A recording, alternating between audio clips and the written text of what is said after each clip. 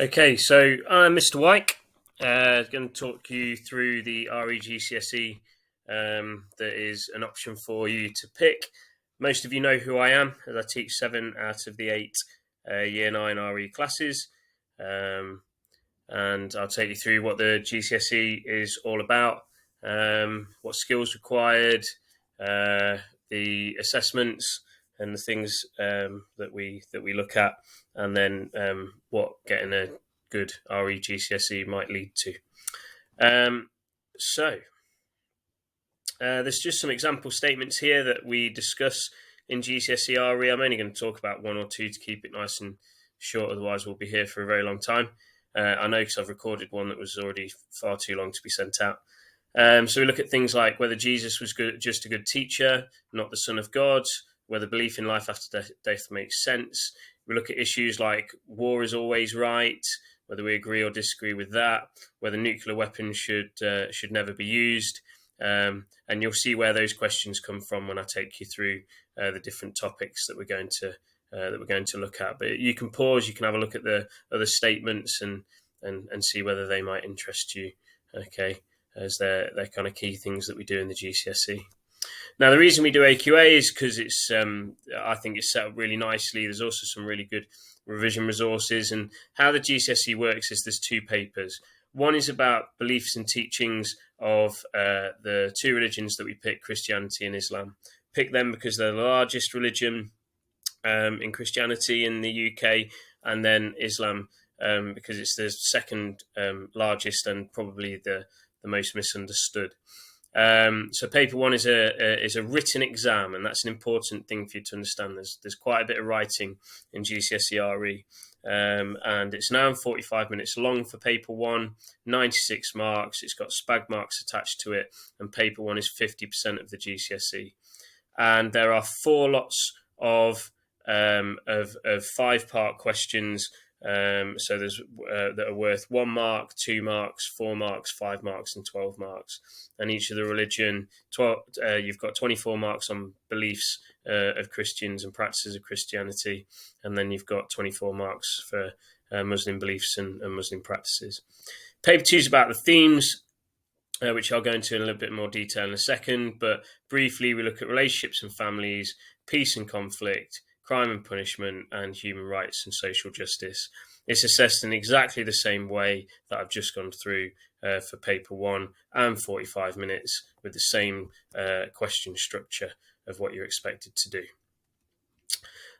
So in year 10, we'll start off by looking at Christian beliefs, looking at these issues that are there on the screen, looking at different views on creation, qualities of God, the life of Jesus, the idea of the crucifixion, resurrection, ascension, why that's important, and then the Christian concept of heaven, hell, sin, salvation. Okay, look at the qualities of God and the incarnation. So we look at all those different Christian beliefs and the differences within Christianity about those topics and issues. Then we look at Muslim beliefs. Again, I won't go through them all, but different qualities of Allah, his 99 names, what's he like. Look at holy books, prophet, heaven and hell, or Jannah and Jahannam, angels, and then different beliefs for Shia and Sunni Muslims. Peace and conflict, we look at why wars occur, nuclear war, just war, holy war, and pacifism, the idea that you should never fight in war, even if someone fights against you. Relationships and families, we look at sexuality, sex outside marriage, which is what the feet are all about. I couldn't have any other picture up there. Contraception, divorce, marriage, and family life. We then look at Muslim practices. So this is what they do. So beliefs are kind of what they believe and why. Practices are then what they do, how it influences a Muslim's life. So you've got Shahada, the belief, you've got praying, Zakah, giving to charity, and Sawm. They're 4 of the 5 pillars. The 5th one's Hajj, which is where you go on pilgrimage to Mecca. Jihad, which is very misunderstood. Festivals, Eid al-Fitr, festival of feasting at the end of Ramadan. The mosque, and we'll go for a trip to the mosques or a local mosque to see what Muslims do there, and then the 10 obligatory acts in Shia Islam. Sorry. In year 10, we end by looking at human rights and social justice. We look at the issue of discrimination, of gender discrimination, sexuality discrimination, human rights, racism, and then we look at the idea of wealth in religion and the idea of poverty as well. In year 11, we'll then look at Christian practices. They're fairly self-explanatory if you read the headings. Sacraments, the two we look at, baptism and communion. Pilgrimages, going to Lourdes and a place called Iona. And then the festivals of Christmas and Easter. And then the role of the world in the local community and in world poverty. And then we finish off with crime and punishment. So what is a crime? How do we punish and how should we punish? Reasons people commit crime. Look at three in particular: hate crime, theft and murder. We look at suffering. We look at the different theories of punishment, and then we look at capital punishment to finish. So that's just a real whistle-stop tour of some of the issues that we do. If they're ones that you're interested in, then this is the GCSE for you. You're probably thinking, what skills do I need? These won't be new to you. You talk about them in the RS lessons all the time. You'll need to be able to explain using quotes and religious references, explain using religious and real world examples, things like Tear Fund, what they do to help people around the world. Explain contrasting viewpoints between religions. That means Christianity and Islam. Within religions, difference of beliefs within them, and then also non-religious perspectives as well.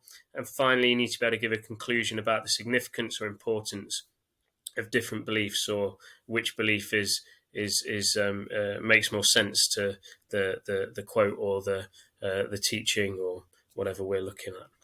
Okay, so they're the kind of like written skills. They're the skills that I'll teach you in the classroom. But what I need for you, if you decide to pick GCSE RE from day one in the classroom, okay, I'll deal with these skills. What I need you to bring is an open mind, wanting to ask questions, wanting to, delve deeper into why people behave the way they do, and then also to be interested in others, interested in other people, how they live their lives, why they live their lives in that way. And if you, if the topics that I've discussed interest you, if you're this type of person, open-minded, interested in others, want to question things, then the GCSE is really for you. It leads to further study of A-levels like RE, history, sociology, politics, geography, economics and psychology. Leads to degrees like theology, philosophy, classics, anthropology, archaeology and teaching. And it can lead to careers in police, journalism, media, be a writer, librarian, curator, civil service, government, clergy, or basically anything that is dealing with different people and why they live the way that they do, why they have the beliefs that they do. If you want any more information, please come and speak to me in K5 or email me. But hopefully that gives you an overview of what the RE GCSE will be like. Thank you very much for your time.